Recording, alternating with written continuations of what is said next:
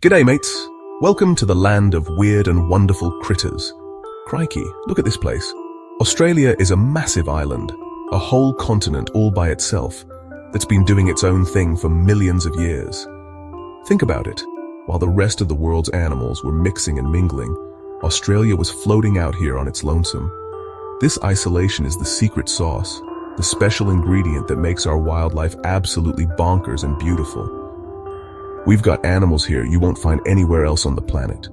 It's like nature had a big party and decided to get really creative, making critters with pouches, fellas that lay eggs but are mammals, and lizards that look like they came from the time of the dinosaurs. It's a real-life wonderland, a place full of surprises around every corner. What's really incredible is how these animals have adapted to live in some of the toughest environments you can imagine. Right, let's talk about the king of the hop, the mighty kangaroo. You can find these beauties all over Australia, from the dry, dusty plains of the outback to the green woodlands along the east coast. These fellas are built for moving. They use those massive back legs to bound across the land, covering huge distances with a single leap.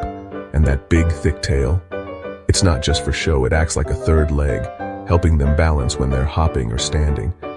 Here's a little secret for you. A kangaroo can't walk backwards.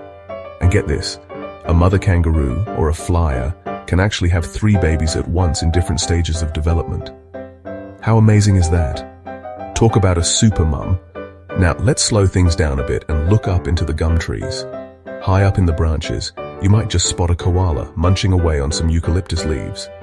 These guys are often called koala bears, but they're not bears at all.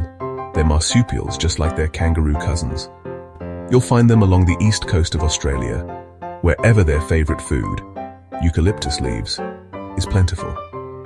Koalas are masters of conserving energy. Eucalyptus leaves are pretty low in nutrients and tough to digest, so koalas spend most of their day, up to 20 hours, snoozing in the trees. It's not because they're lazy, it's a clever survival strategy. And here's a fun fact that'll make you giggle. Koalas have 2 thumbs on each front paw. They also have a ridiculously cute, leathery nose, but don't be fooled. It's got an amazing sense of smell to help them pick out the tastiest and least toxic leaves. What a little champion. Alright, let's get our feet wet and look for one of the strangest, most wonderful critters on the planet, the platypus. This fella is a real head scratcher. It's got a bill like a duck, a tail like a beaver, and feet like an otter. And if that wasn't weird enough, it's a mammal that lays eggs. When scientists in Britain first saw a platypus specimen, they thought it was a prank, that someone had stitched a bunch of different animals together. You can find these shy little guys in the freshwater rivers and streams all along the east coast of Australia, from the cool creeks of Tasmania all the way up to tropical Queensland. They are tricky to spot, but beauty, what a reward when you do. The platypus is a true marvel of evolution. That rubbery-looking bill is actually a supersensor.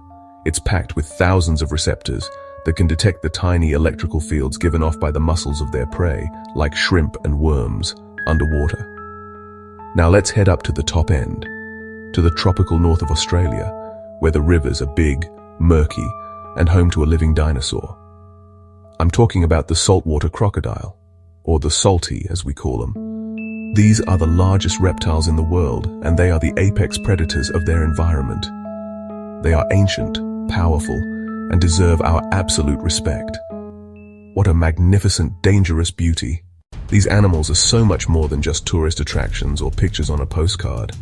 Honestly, they are the heart and soul of Australia.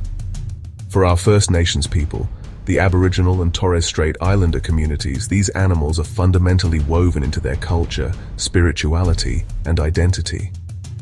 For tens of thousands of years, animals like the kangaroo, the goanna, and the emu have been part of dreaming stories, traditional ceremonies, art, and daily life. To lose these animals would be to lose a piece of human history, a living library of ancient wisdom. From a scientific point of view, Australia's wildlife is a goldmine. Because they evolved in isolation, they offer us a unique glimpse into how life can adapt and change.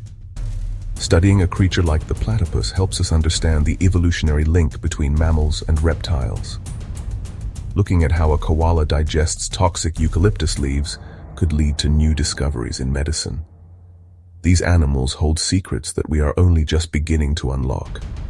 They are a living laboratory, and every species plays a part in this incredible natural experiment. They are also the gardeners, the engineers, and the cleanup crew of the Australian bush.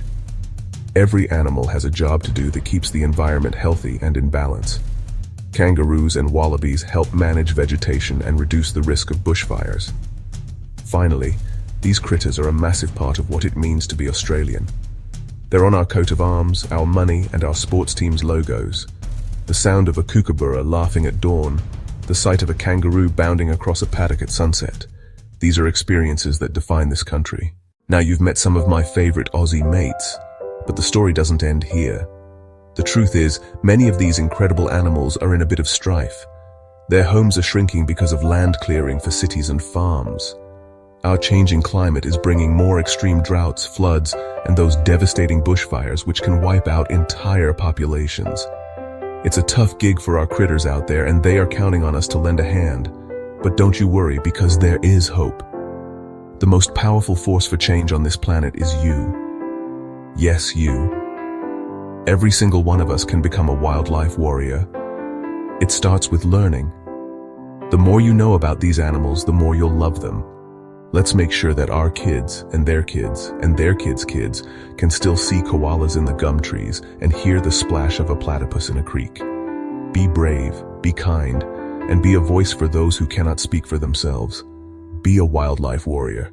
Let's get out there and save them.